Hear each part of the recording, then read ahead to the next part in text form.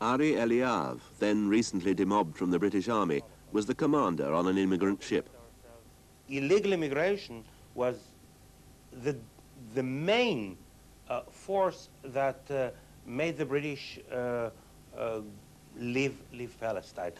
Maybe I'm saying it because I'm subjective, and I want to say, but this is what we did. But it's not that.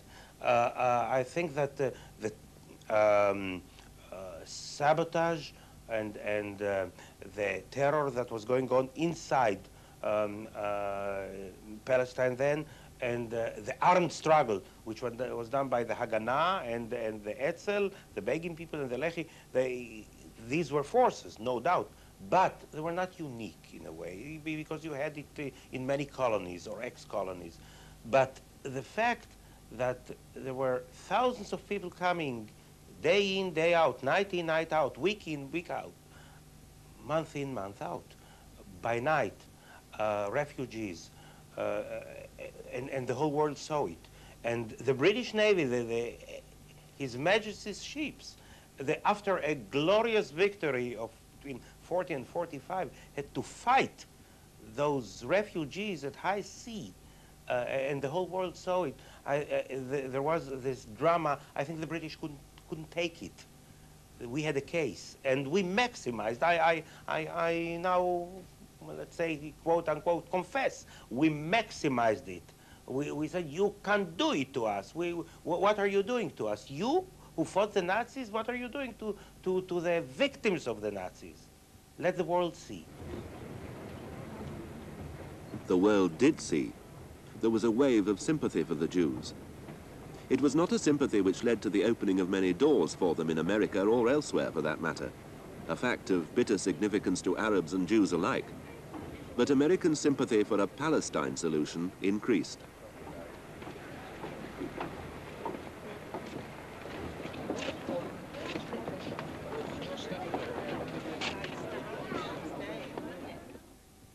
Late in 1946, the British government broke an earlier agreement with the Americans.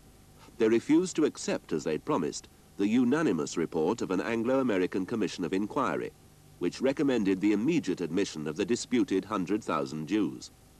The Americans were now angry. The British, near the end, convened a conference in London. It was attended by the Arabs and boycotted at first by the Jews. The Prime Minister opened the proceedings. It's my earnest hope that as a result of the conference which begins today, a way may be cleared towards some acceptable solution of this intractable problem. I need hardly tell you. Clement Attlee's hopes were not to be fulfilled. A few months later, in January 1947, in the bleakest of winters, the London conference was to break down. American pressure for a solution favorable to the Jews was by now intense. And then the British acted.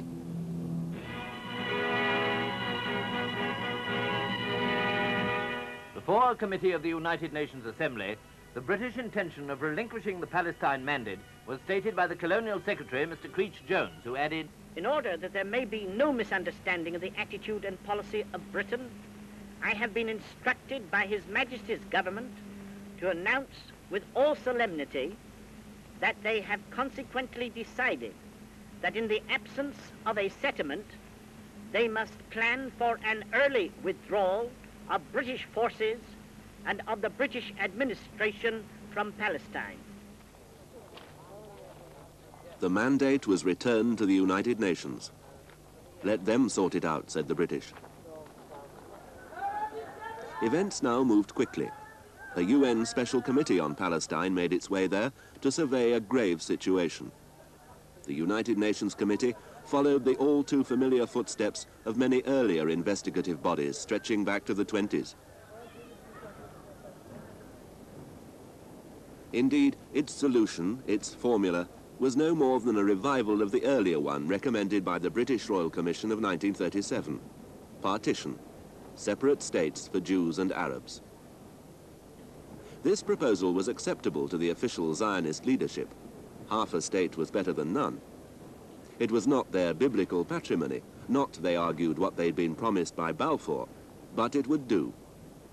The Jews regarded themselves as making a compromise. But this was not the Arab view of the UN's partition proposals. A compromise is something that the parties, the protagonists, accept, but not at the expense of their vital interests. Otherwise, it's surrender. From the Arab point of view, the Palestinian point of view, partition in 1947 was just as much an anathema as it was in 1937. It meant the alienation, the permanent alienation of Palestinian territory. It meant the vivisection of Palestinian territory. It meant the conversion of an Arab majority into a minority in the Jewish state. It meant the giving away of Arab land to the Jewish state. But partition won the day. On November the 28th, 1947, the news of the final United Nations resolution reached the Jews of Palestine. There were extraordinary scenes of joy. The powers had given their blessing to a Jewish state. The celebrating Jews of Palestine owed much to the Americans. American pressure on Britain had been vital, as had American influence in the UN itself. But strange as it now seems, the Jews had another powerful sponsor. Stalin had put the enormous weight of the Soviet Union behind the creation of a Jewish state. Russia had voted for partition. The Soviet Union's support for the Jews was not inspired by sentiment. Its purpose was to guarantee and confirm this British departure and to prevent the possibility of some kind of imperial comeback. And of course, if a Jewish state damaged the interests of reactionary Arab governments in the Middle East, well, that was also in the Soviet Union's interest.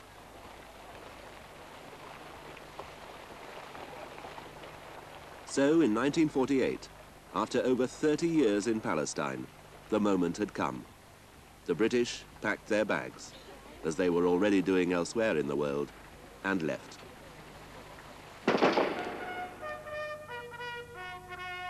From now on, the dispute between Jews and Arabs in the Middle East entered a new and larger domain.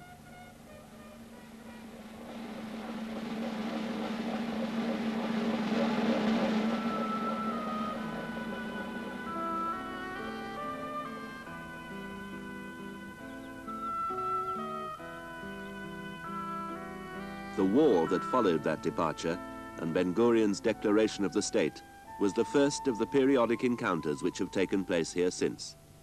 For the Jews, it was the hardest and bloodiest. It's commemorated as the War of Independence. For them, it ended, if not in peace, at least in victory, with a Jewish state recognized by the major powers. For the Israelis, as they were now, the struggle forged and hardened a national feeling which was already intense. Fighting between Jews and Palestinian Arabs had been bitter for months before the British actually left. Now the conflict was immediately enlarged as the soldiers of 5 neighboring Arab states entered mandatory Palestine. Everything hung on the war. Both sides seemed to accept that the destiny of the area could and perhaps even should be resolved by war. Ben-Gurion himself had carefully avoided declaring a state within the boundaries allocated by the United Nations. The question was left open. The war, it was felt, would dispense and settle the issue of territory.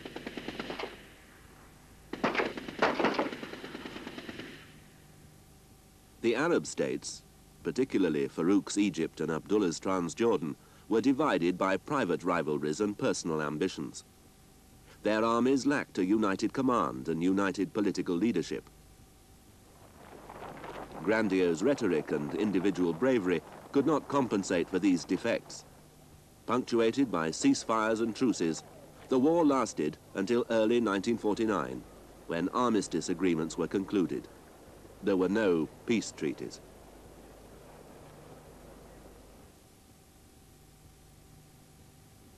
The new state of Israel, which existed at the end, was substantially larger than the state proposed by the United Nations. Small as it was, to the Arab world, it seemed like a monstrous erosion into the homeland, a gross reminder of the British imperial interests and the accidental conjunction of superpower interests which had brought it into existence. To the humiliating trauma of defeat by 500,000 Israelis was added another perception, both symbolic and actual.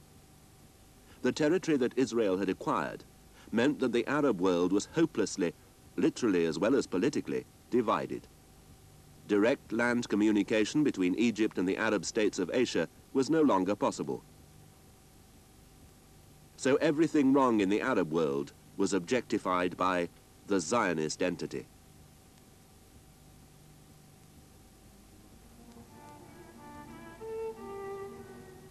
The immediate and urgent problem was the Arab refugees. The reasons for their exodus are themselves the stuff of bitter disputes. So are the actual numbers involved. A thorough investigation by a United Nations mission in September 1949 arrived at a figure of over 700,000. In the Arab view, these pathetic people were paying for the Holocaust.